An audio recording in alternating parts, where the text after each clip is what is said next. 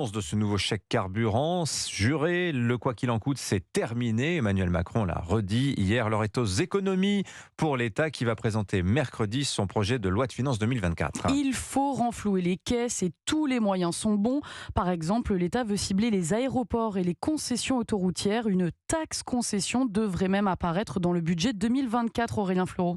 Oui, puisque le Conseil d'État n'aurait pas validé une taxe qui ne ciblerait que les sociétés d'autoroutes. Le gouvernement a dû revoir sa copie et élargir le champ aux concessions, autoroutières toujours, mais aussi aéroportuaires. Pas d'écotaxe, d'augmentation directe du prix des billets d'avion, mais au final, c'est ce qu'il se produira, décrypte Arnaud Aimé, expert transport au cabinet SIA Partners. Les aéroports, quand ils ont davantage de coûts et de taxes, ils le répercutent aux compagnies aériennes, qui elles le répercutent sur le prix du billet, donc ça aura un impact sur le prix du billet d'avion. Avec ce mécanisme d'une taxe générale, une hausse des prix, y compris pour les péages, ne serait pas forcément automatique à très court terme, mais inévitable dans quelques années. Au moment des renégociations des concessions, à ce moment-là, les concessionnaires vont constater qu'ils ont des coûts plus élevés et donc ils vont demander l'application de tarifs plus élevés. Donc ce sera un effet, mais plutôt un retardement pour les automobilistes comme pour les voyageurs en avion. Pour le secteur aérien, le coût serait de 600 millions d'euros d'ici 2027, fléché en grande partie vers le ferroviaire, mais rien n'est gravé dans le marbre puisque les aéroports et les sociétés d'autoroutes ont déjà menacé d'aller en contentieux.